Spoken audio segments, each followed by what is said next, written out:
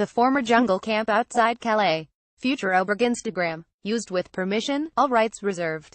A scrap of wasteland on the edge of a forest. The grass is sparse, litter is strewn among the mud and puddles. An electricity pylon punctures the low gray cloud. Hundreds of men in hoods and hats gather around the stark metal structure, huddling for warmth. The layers of shirts, jumpers, coats, and scarves do little to keep out the cold. The wind is sharp, biting. Today they are in luck. Today there is no rain. Their damp socks and broken shoes will have a chance to dry out.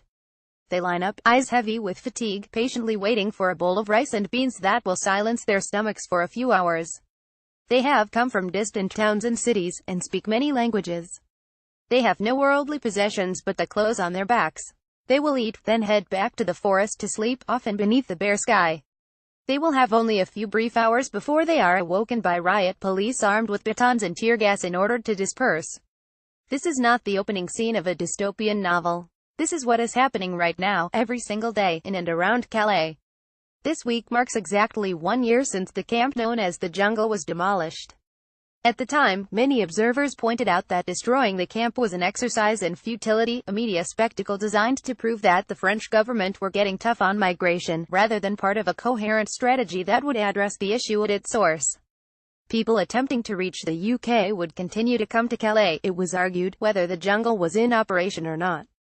These predictions proved prescient. 1 year after the destruction of the jungle, people are still coming to Calais. Organizations working on the ground estimate that around 700 people, the vast majority of them men, are still living in the town, and still desperately trying to get to the UK. In the absence of a centralized camp, pockets of people are scattered across the town, finding temporary shelter wherever they can. They lay their heads in the forests on the outskirts, on the edge of industrial parks, beneath hedges, anywhere that offers some respite from the elements. As winter sets in and night temperatures start to plummet, these temporary shelters will offer scant protection against the cold, rain, and frost. The situation, already critical, is set to deteriorate. Background: a brief note on language. I will use the term migrant to refer to the people currently caught up in Calais attempting to get to the UK. This is the widest possible term, and includes refugees, asylum seekers and economic migrants. Most migrants in Calais are boys and young men between the ages of 15 and 25. According to Help Refugees, the average age is just 21. The majority hail from Afghanistan, Eritrea, Ethiopia and Sudan. A few come from Pakistan, Iraq and Bangladesh.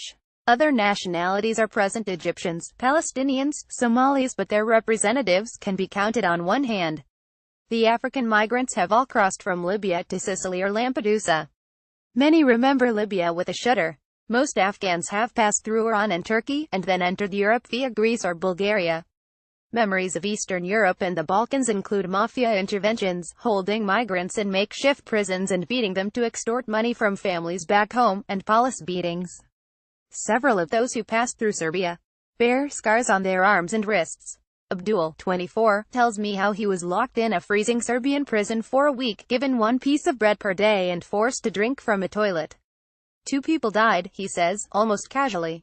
He managed to escape, and continue his journey northwards. Everyone has completed a grand tour of Europe, Greece, Italy, Croatia, Serbia, Bulgaria, Slovenia, Germany, Belgium, the Netherlands, before ending up in Calais.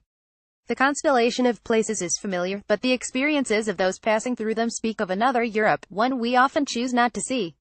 Surviving hand to mouth, sleeping in parks or next to train stations, often going weeks without a change of clothes. Constantly chased by police, arrested, fingerprinted, released, given notice to leave a territory but no advice on where to go next. The former jungle camp outside Calais. Future over Instagram. Used with permission, all rights reserved. Most, if not all, are Dublin A, caught up in the EU framework known as Dublin after the city where the agreement was signed that obliges new arrivals to claim asylum in the state of first arrival, and prohibits them from claiming asylum anywhere else.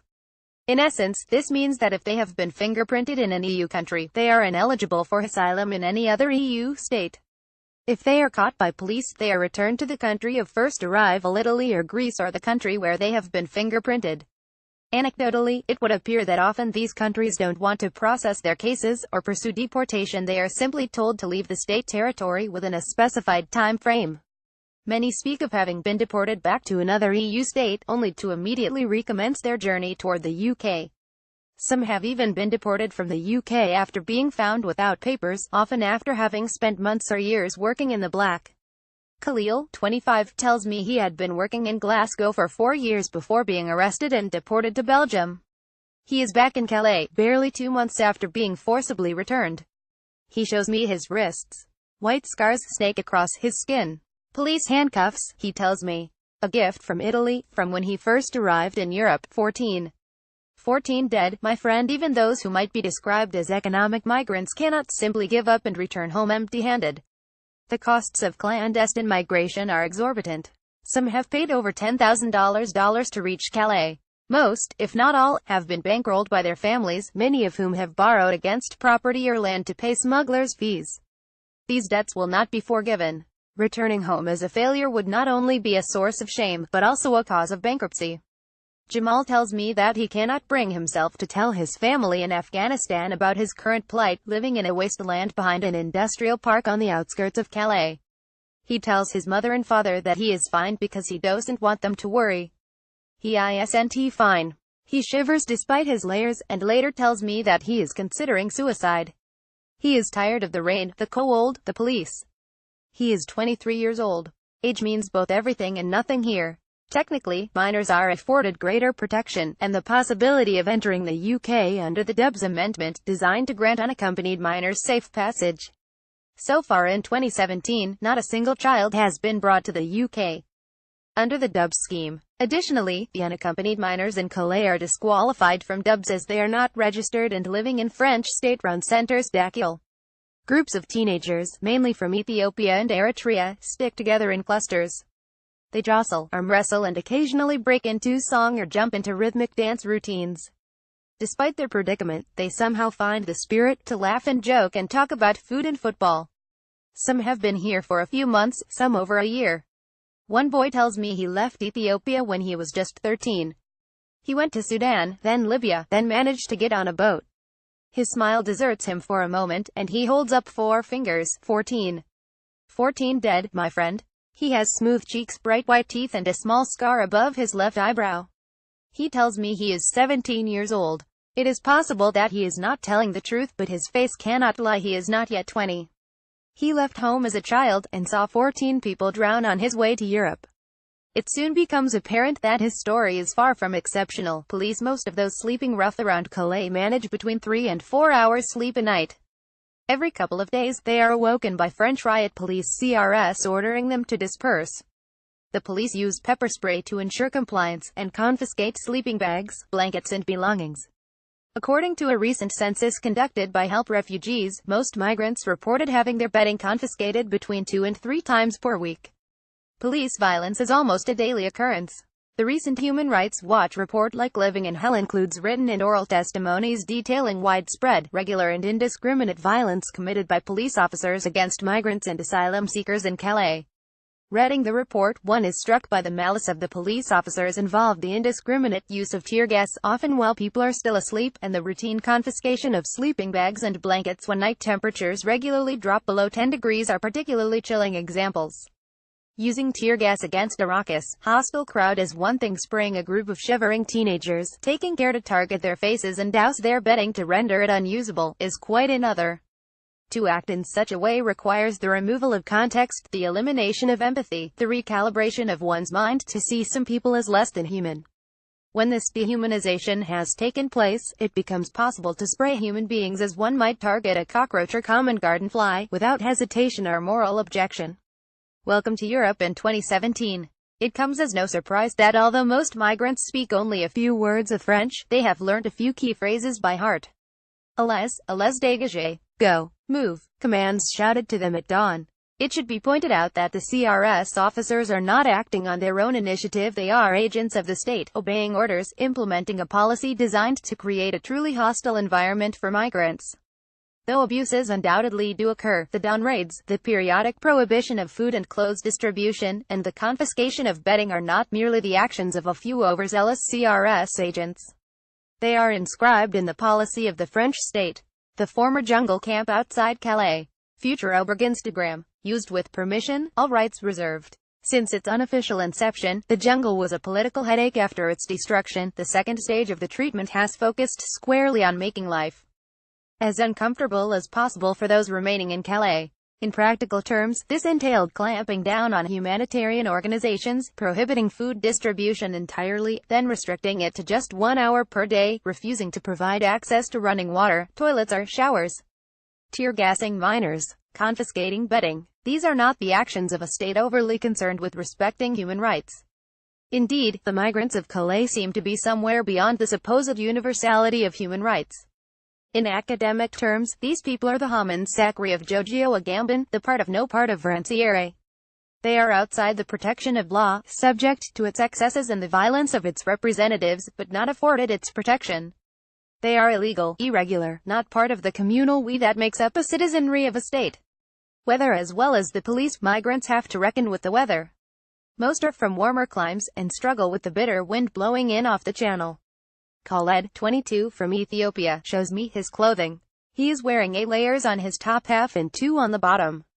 He is wearing a hat but doesn't want to start wearing gloves before the frost arrives, otherwise he will have no way of warming his hands when it gets even colder. His undertrousers are tucked into a pair of thick socks, but they are clearly wet through. His shoes are light sports trainers, designed for gentle park jogging or a gym workout. I ask if he could get something more substantial for his feet from the NGOs distributing clothing. He shakes his head. Sturdy boots might mean dry feet, but they also mean he won't be able to run from the police. For the moment at least, he has chosen practicality over comfort. Not everyone makes this choice voluntarily. Help Refugees and Auberge des Migrants, the NGOs responsible for distribution, report a shortage of sturdy shoes in small sizes and thick socks. Socks are almost single-use at this point. Once they are wet, it is almost impossible to get them dry. Trench foot, unheard of for almost a century in this patch of northern France, has returned with a vengeance. Medical aid agencies have been distributing talcum powder and dry socks, but these will only work if feet are kept dry.